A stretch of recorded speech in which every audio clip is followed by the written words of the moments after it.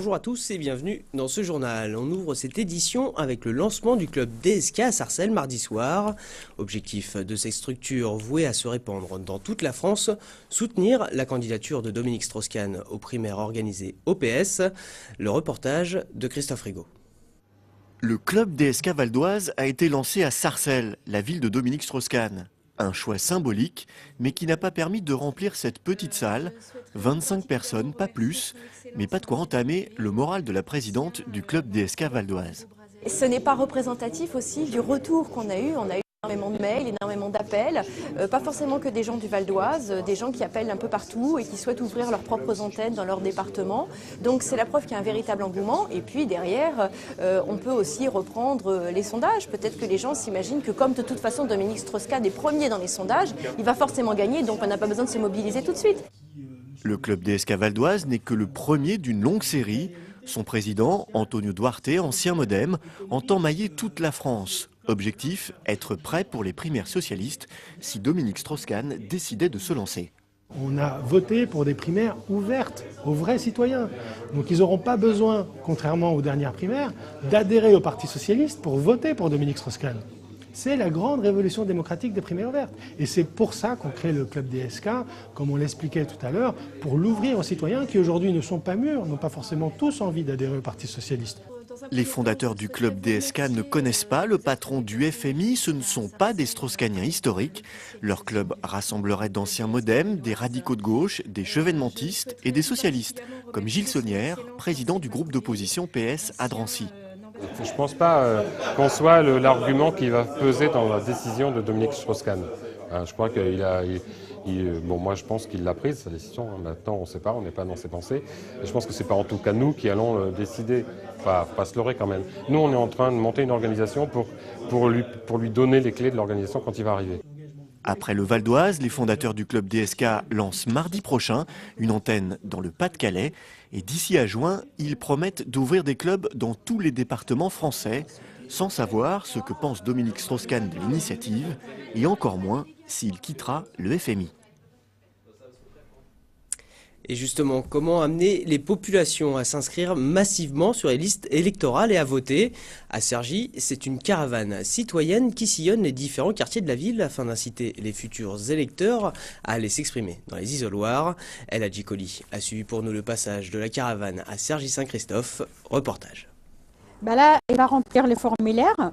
Moi, je vais faire une photocopie, comme ça il aura un double d'inscription. Et après, le mois de mars, il recevra la carte électorale. Votre carte, ça sera au mois de mars 2011. D'accord ? Voici la caravane de la citoyenneté, un instrument censé stimuler l'engagement civique à Cergy. Après quelques mises au point, une dizaine de bénévoles peuvent enfin inviter les passants à aller s'inscrire sur les listes électorales à l'intérieur du véhicule. Si certains jouent le jeu, d'autres en revanche y voient une propagande pour favoriser le maire de la ville. Il y a tout le temps une personne qui m'a dit « Vous faites quoi ?» Je lui ai dit qu'on fait une campagne de sensibilisation. Elle m'a dit « C'est pour le maire ?» Je lui ai dit « Non, c'est pas pour le maire, c'est pour vous les citoyens. » Après l'engouement pour l'élection présidentielle de 2007, où 83% des Cergissois s'étaient déplacés, les dernières élections régionales n'ont rassemblé que 40% de votants sur la ville. Certains quartiers, et en particulier les jeunes qui y vivent, se sont totalement désolidarisés de la politique. La plupart ne savent même pas quand se dérouleront les prochaines échéances.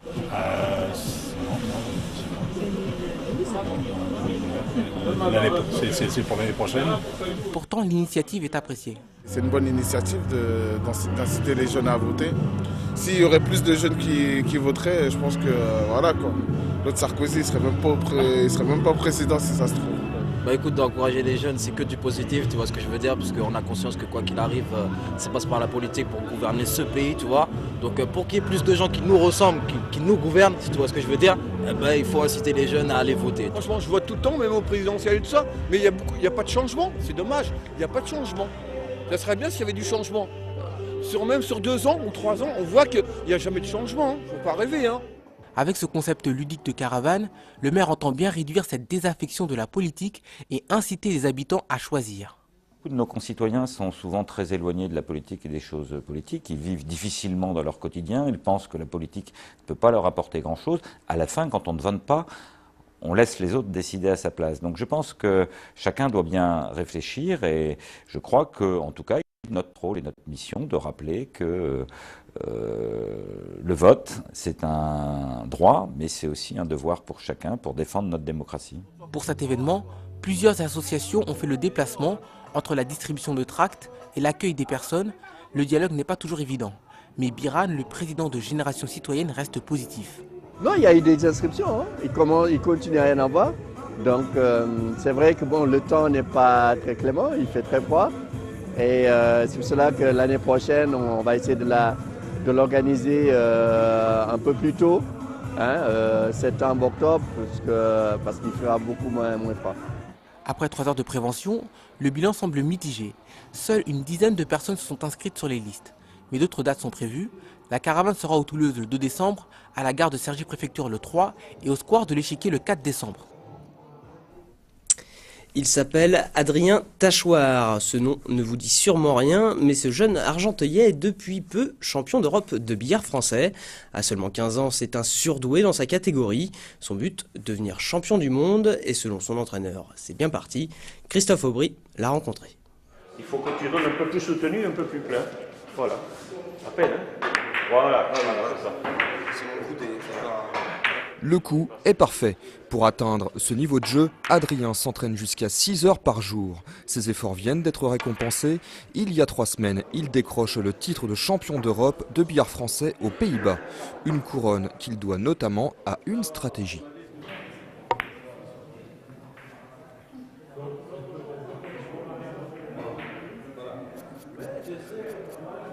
Voilà, la bille revient. Voilà, donc en fait on peut faire des séries comme ça assez longues. Généralement ce sont des séries, si on la joue bien, de plus de 100 points. Tout a commencé il y a 6 ans. Adrien découvre alors le billard. La suite, ce sont des trophées et de longues heures passées autour du tapis bleu. À seulement 15 ans, Adrien force le respect.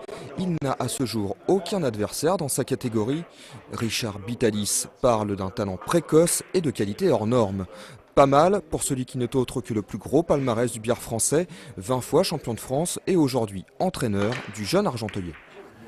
Il a l'intelligence du jeu. Il a, comme on dit chez nous, dans les montagnes des Pyrénées, il a une vista rapide. Il est même trop rapide, un peu dilettante, un peu trop doué peut-être, beaucoup de talent. Et avec le travail, ça va s'arranger. Répéter les coups et les combinaisons inlassablement, voilà le secret de la réussite. Concentration et maîtrise de soi sont les points forts d'Adrien, mais ce dernier ne compte pas en rester là. Beaucoup de progrès sont encore à accomplir. Il me reste énormément de chemin. C'est que le début. Maintenant, il faut continuer à travailler, surtout dans le 3 bandes. J'aimerais devenir très fort comme mon professeur dans le 3 bandes. Dans le jeu de série, j'ai déjà fait un petit pas, on va dire, parce que c'est loin d'être encore... mais j'espère continuer en fait à jouer dans toutes les catégories et progresser. Ce jour-là, Adrien est une fois de plus battu par son coach de quelques points.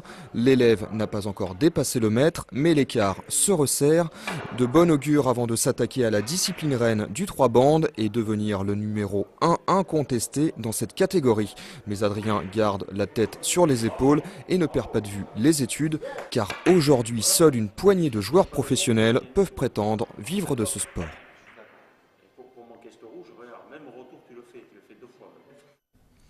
Zoom maintenant sur une initiative envers les jeunes des quartiers défavorisés. Le festival théâtral du Val d'Oise qui se déroule actuellement a mis en place pour la première année l'école du spectateur, une manière ludique de sensibiliser les plus jeunes au théâtre. Nous avons suivi à Garges-Gonesse, un de ces ateliers. Reportage. Voilà, photo. Allez, c'est ok. Créer son propre dessin animé à partir de découpage et de photographie, c'est l'expérience qu'ont pu vivre les enfants de Garges. Un atelier vidéo ludique au résultat immédiat. Là, le son est plutôt bien. Bonjour Lima, et chope dans la haie. Ouais. Point de départ de ces ateliers pédagogiques, la pièce pour jeune public, Une chenille dans le cœur. C'est l'histoire d'une petite fille qui vit dans un corset de bois, qui grandit et donc elle demande à un bûcheron de lui faire un nouveau corset.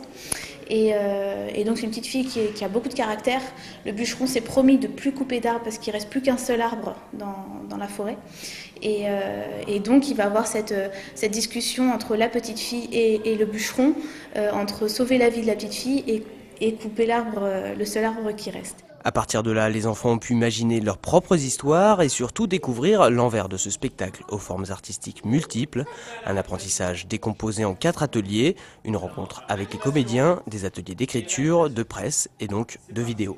À l'intérieur de ce spectacle, il y a de l'intervention vidéo, il y a de l'intégration vidéo et notamment un dessin animé, le dessin animé de Dima, le tueur de loups. Et donc du coup là, on voit avec les enfants comment faire de l'animation, qu'est-ce que l'animation. Et donc on reprend les personnages du dessin animé et c'est ce qu'ils sont en train de faire là. Ils sont autonomes et ils réalisent des petites séquences animées de Dima, le tueur de loups. Et ce Dima-là inspire, tour à tour chasseur ou amoureux, le personnage s'est plié à l'imagination des enfants, des mises en scène qui restent bien sûr à perfectionner. Et là ce qu'on peut faire, c'est la refaire jaillir d'un coup. Tu vois, tu peux la faire remonter tout de suite dans l'écran d'un coup avant de la faire redescendre. Par ces ateliers, le Festival théâtral du Val d'Oise a développé la curiosité de ce jeune public, parfois trop éloigné de l'offre culturelle. En s'inspirant de l'histoire d'une chenille dans le cœur, les enfants repartent avec le théâtre dans la tête. Et je vous rappelle que vendredi soir débute le Téléthon. À cette occasion, vous pourrez participer durant tout le week-end à de nombreuses animations partout dans le département. Pour tout savoir, rendez-vous sur les pages sortir de notre site veonews.fr ou sur celui du Téléthon Val d'Oise à l'adresse téléthon95.fr. On passe à notre série hebdomadaire consacrée cette semaine au luxe, avec aujourd'hui un lieu de standing dédié au bien-être et à la remise en forme, bien loin des traditionnelles salles de sport. Il s'agit du Spark à Enghien-les-Bains. Reportage. Alors en fait c'est un sucre, c'est les petits grains que vous sentez, ce sont des grains de sucre. Je suis complètement détendue là, vraiment. J'ai les muscles tout relâchés, très bien. Modelage à la boue du désert ou encore enveloppement de pulpe et d'essence de fruits dans les 17 cabines du Spark, décorées de boiseries Wenge et de pierre blanche, les clients ont l'embarras du choix. Les massages représentent 95% de l'activité soins à Enghien-les-Bains. Aujourd'hui, on constate de toute façon qu'il y a un véritable engouement pour le massage. Il y a beaucoup de spas aujourd'hui qui ouvrent tous les jours. Pourquoi? Parce que tout simplement, les gens sont très stressés par leur travail, par un environnement. Donc, ils sont vraiment à la recherche d'un moment pour déconnecter de leur quotidien. Et le massage est à même de répondre en fait à leurs attentes et à leurs besoins. Après un modelage, pour évacuer les dernières ondes négatives de stress, rien de mieux qu'un petit tour au centre balnéo, cascade, jet, banquette bouillonnante, geyser et marche à contre-courant, idéal pour se tonifier ou se relaxer selon les besoins, un bon bain de détente. Pour aller travailler, ensuite on se sent en pleine forme, le lendemain on attaque la journée de bon pied, plein d'énergie. Et pour les plus sportifs, reste le FitSpark, 250 mètres carrés pour pratiquer gym, cardio-training, musculation, devant la télé ou plus relaxant, les yeux rivés sur le lac d'Enghien-les-Bains. Voilà, ce journal se termine. Merci de l'avoir suivi. À demain.